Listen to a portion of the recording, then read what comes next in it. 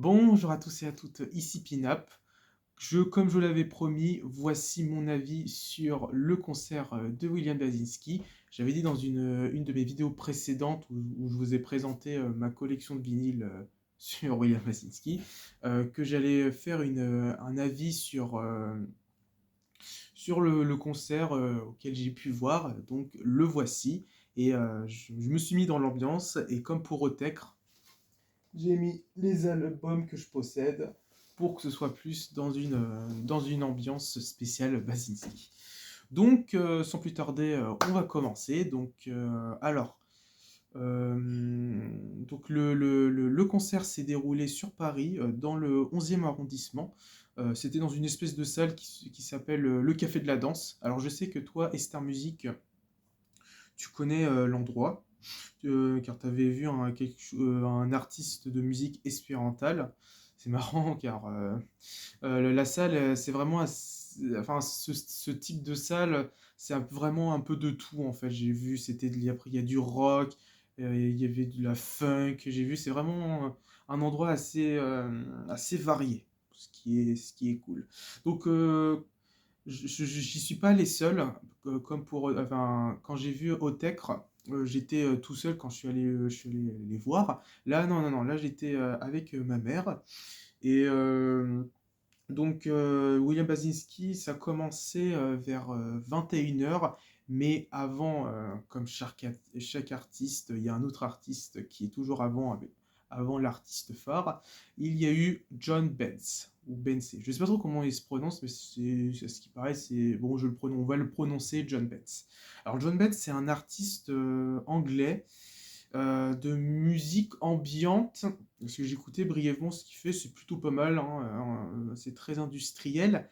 Et durant cette première partie, je m'attendais vraiment à quelque chose de planant pour nous mettre dans le jus, quoi. Sauf que c'était pas du tout ça.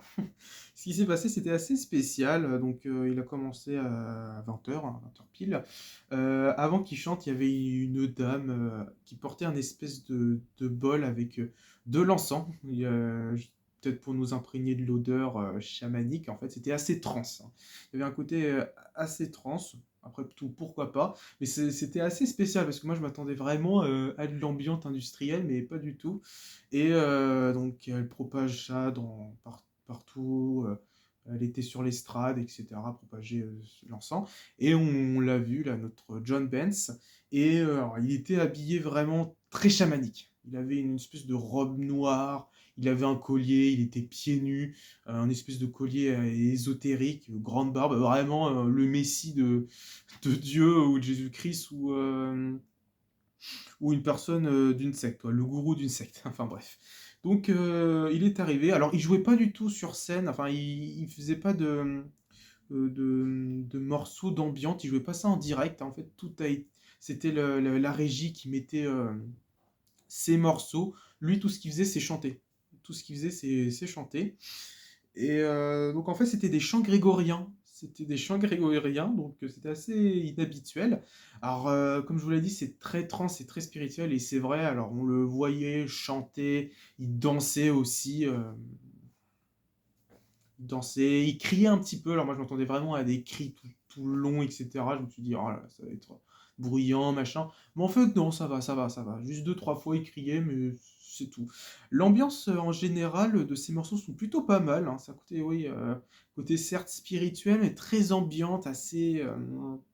Je dirais pas textural comme pour Aosan, du précédent artiste avant que Otek viennent sur scène. Non, non, non, c'est pas ce genre de texture-là que je parle, c'est plus des textures ouais, très atmosphériques, très spirituelles, quoi, on va dire ça comme ça. Et j'ai eu des images quand j'ai écouté sa musique, car en fait j'ai vite compris qu'il faut fermer les yeux quand on écoute sa musique, et j'ai eu des images très religieuses, très spirituelles.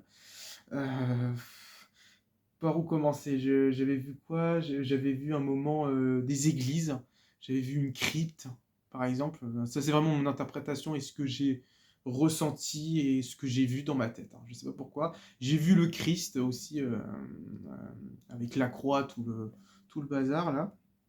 Et c'était assez spécial. Alors, il parlait aussi en anglais, bon, c'était assez psychédélique, hein. Il disait des choses assez spéciales qui n'ont ni queue ni tête, comme par exemple, il disait Don't fuck up the kids, truc comme ça. Bon, voilà. Je vais éviter de dire en français pour éviter que YouTube me censure.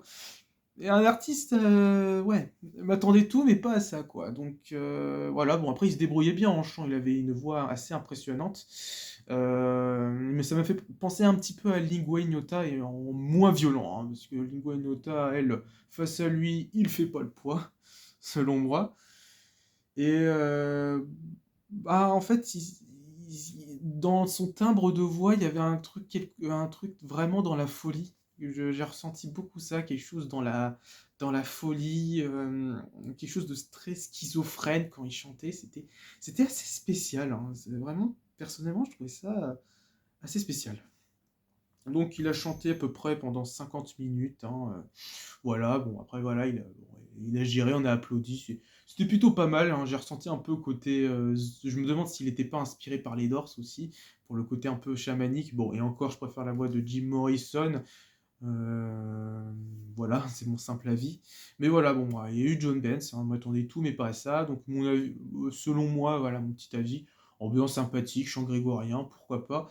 Et j'ai demandé l'avis à ma mère, parce que oui, on a une petite entracte de 10 minutes. Elle a pas du tout aimé.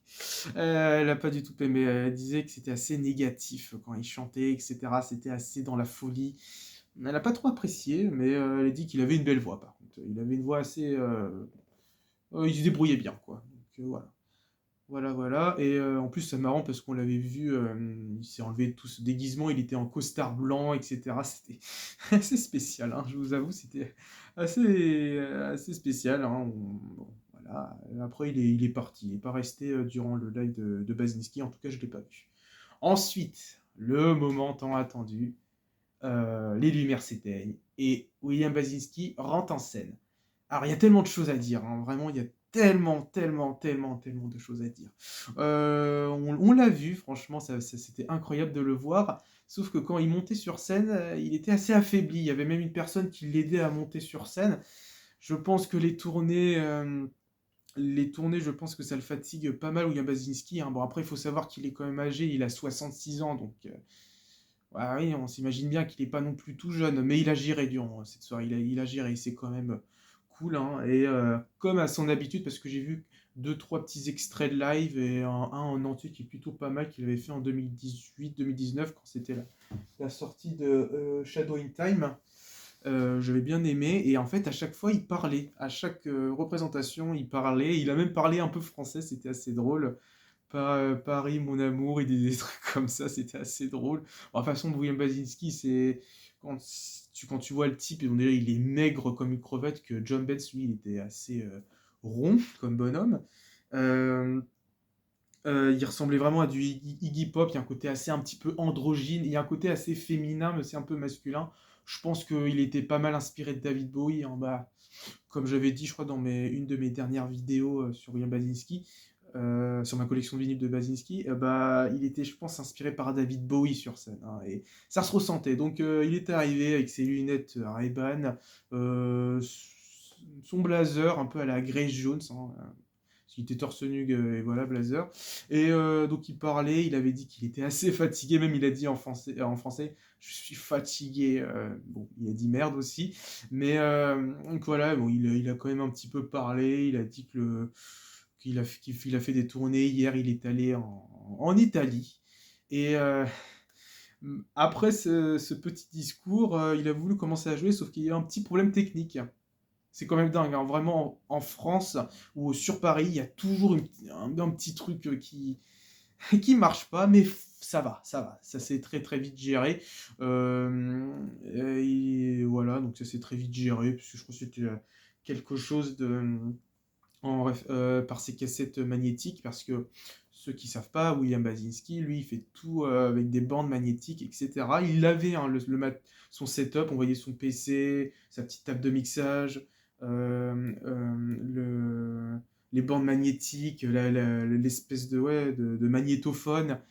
Et en fait, il nous avait dit qu'il y avait en tout, plusieurs, bandes magnétiques qu'il avait mis de côté et cetera pour nous faire jouer, le live. Donc après ce petit problème technique, il a commencé à jouer, ça a été, c'est juste 2-3 petits trucs.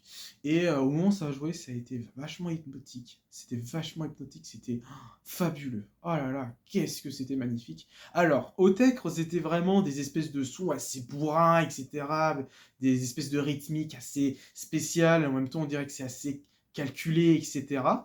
Basinski, c'est autre chose. Lui, c'est vraiment dans quelque chose de très doux, de très hypnotique. C'était fabuleux. Alors, il avait, en termes de bande magnétique, il avait des espèces de c'était des sons de piano, en fait. Donc, vous connaissez William Basinski, regardez la vidéo, hein, pour comprendre qui est vraiment le personnage, car je l'explique dans ma précédente vidéo. Donc, c'était vraiment des sons usés, c'était ouais, des sons de piano, c'était très très beau.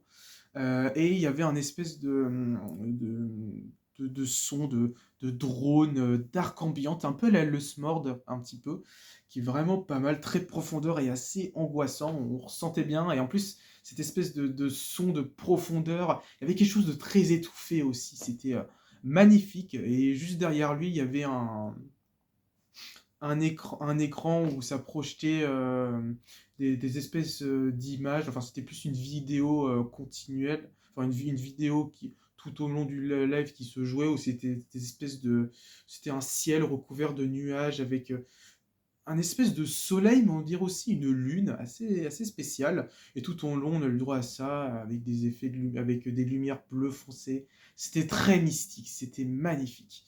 Et donc j'ai ressenti pas mal de Lust Mord pour l'espèce de drone dark ambient, et aussi d'autres albums de sa discographie, comme par exemple A Red Score on Tile. J'ai pas mal ressenti ça. Alors personnellement, cet album, je l'aime pas trop. C'est pas mon préféré.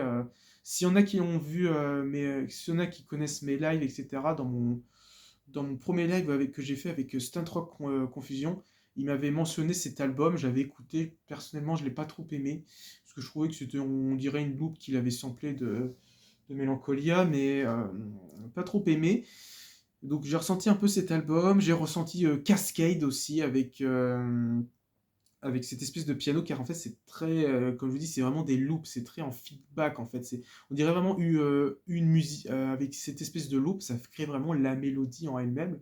C'était magnifique, c'était vraiment magnifique. J'ai ressenti cet album Cascade, j'ai ressenti Nocturnes aussi, un petit peu l'album Nocturnes, qui est un de ces albums qui a sorti en 2013, que bon, personnellement, pareil, je suis pas fan du premier titre, mais du deuxième, je l'aime beaucoup. Il est très très bon et un peu de Mélancolia, bien entendu. Et donc tout au long, on a eu le droit à ça et c'était fabuleux, hein.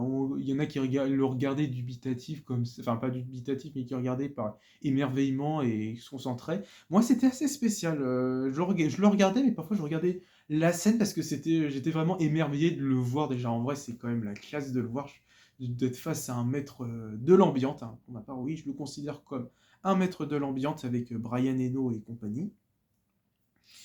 Et j'ai aussi eu des images que je vous dirai tout après. Et il y en a qui étaient en transe, un peu comme pour Otecre. Alors il y en a qui dansaient pas comme ça, comme pour Otecre, ou il y en a qui se cognaient pas contre le poteau, mais qui faisaient comme ça. Il y en a qui bougeaient la tête très spécialement, ils bougeaient la tête vraiment comme ça, une espèce de transe assez spéciale. J'ai vu ça, bon, bah, écoutez, c'est bien. Et après, il y en a qui bougent un peu la tête comme ça. Ouais, non, franchement, il y en a qui étaient en train de planer. C'était assez cool de voir ça. Moi, je fermais les yeux comme pour John Benz. Et j'ai eu des images. J'ai eu vraiment des images assez spéciales. Pas en référence à la religion. Là, c'était quelque chose de beaucoup plus, on va dire, cinématographique et historique. J'ai eu des images de la Seconde Guerre mondiale quand les Américains sont rentrés fièrement de leur pays. J'ai eu ces images-là. C'est assez spécial, hein. Ne me demandez pas pourquoi, mais j'ai eu ça. Des images des années 50, des États-Unis, voire Las Vegas, ouais, c'est ça, des années 50, 60, 70. Des hommes, des femmes, des quartiers américains. J'ai eu ces images-là. Ne me demandez pas pourquoi, mais des années 50. Comme si un ancien souvenir nostalgique qui revenait, et pourquoi pas, après tout, peut-être que il est fan de ces années-là, de ces années-là, William Basinski, mais en même temps, vu le personnage, ça ne m'étonne pas. Ensuite, j'ai aussi eu des images de moi et ma sœur quand on était petits. Des souvenirs joyeux avec, dans ma tête, c'était vraiment comme si c'était sur un ancien appareil photo, un ancien appareil photo des années 2000. La qualité d'image est assez crade. J'ai eu ces images-là où tout était en slow motion et on s'amusait. Je sais pas, j'ai eu ça. Après, j'ai eu des images d'une mariée qui jouait du piano dans une salle de danse. Parce que avec William Basinski, c'est vraiment il y a toujours le thème du piano qui revient, une espèce de point de repère en fait. C'est vraiment une espèce de point de repère, mais parfois qui disparaît. Et même notamment l'espèce de drone d'arc ambiante s'intensifier, etc. pour ensuite revenir calme. C'était assez spécial. Après, j'avais l'impression d'être dans une salle sombre, comme pour mon interprétation de Shadow in Time, de vraiment dans une salle sombre avec des espèces de lumière verte, jaune et parfois blanche tout au fond de cette énorme salle. Ouais, voilà, donc j'ai eu ça tout au long, hein, donc je fermais les yeux, j'étais concentré, c'était magnifique, hein. Bon, vous avez pu voir, j'ai pu filmer plusieurs extraits. À la base, je voulais en faire un seul extrait comme pour Otech que j'avais fait, mais là, j'en ai filmé quelques-uns. Et ouais, non, c'était vraiment une expérience très très agréable. Je suis assez content de l'avoir fait. Et donc ça durait à peu près 50 minutes quand il a joué. Et après le live, on a eu un peu du bonus, on va dire ça comme ça. Il nous a joué une version de Mélancolia 2, pardon. J'ai fait une autre version qu'il a réalisée dans les années 80. Et en fait, il est parti sur scène et en fait, on profitait de ce morceau inédit, hein, ce qui est assez marrant. Donc, il est, je pense, parti se reposer. Et alors, le morceau de Mélancolia 2 est assez différent que l'original, car déjà, le morceau est beaucoup plus aigu, beaucoup plus rapide. Il y a des espèces de sons de drones un peu science-fiction des années 60, mais en même temps très drôle. C'était assez spécial comme ambiance. Moi, je me suis même carrément assis tellement c'était beau. Bon, je connaissais le morceau Mélancolia 2, mais cette version aussi était très très belle. J'avais eu l'image là de cette fois d'une colline avec le soleil qui s'élève et après à la fin d'une porte qui se ferme. Et il nous a fait un dernier annoncement. Bon, il nous a dit qu'il était encore fatigué, mais il a réussi à vraiment à gérer. C'était super cool. Merci Monsieur Basinski. Il nous a dit il va sortir, son prochain album va sortir fin septembre. Vraiment, je crois le 21, un truc comme ça, va sortir fin septembre. Il va juste modifier certaines choses. Donc j'ai hâte du résultat, j'ai hâte de voir comment ça va être, mais c'était ouais, une très belle expérience. Franchement, s'il y en a qui aiment l'ambiante, je vous recommande d'aller voir du Basinski, c'est vachement bien. Au début, on le critiquait pas mal parce qu'on se disait, mais c'est pas ouf, ouais, normalement, concert, machin, ça envoie du lourd. Mais pas spécialement. Quand t'écoutes de la musique, t'es là pour profiter du son. T'es pas là non plus à rajouter des flammes, des trucs comme ça. Non, non, non. Vraiment aussi, t'es là pour profiter du son. Ta tête derrière toi, elle est un petit visuel pour vraiment ouais, être en immersion avec les jeux de lumière, mais t'es pas là non plus à mettre 15 000 trucs, etc. Lui, Basinski, c'est t'écoutes ma musique, et puis voilà, t'écoutes ma musique, et on va voyager ensemble, tout simplement. Donc voilà, c'était mon avis sur William Basinski. Je suis très content de l'avoir fait. J'ai hâte que son nouvel album sort, donc fin septembre, hein, notez-le dans vos carnets ou dans vos agendas. Voilà. Donc merci d'avoir regardé cette vidéo. N'hésitez pas à mettre un like, abonnez-vous, partagez, et je vous mettrai aussi dans les commentaires l'extrait du concert. Donc voilà, merci à tous et longue vie à William Basinski.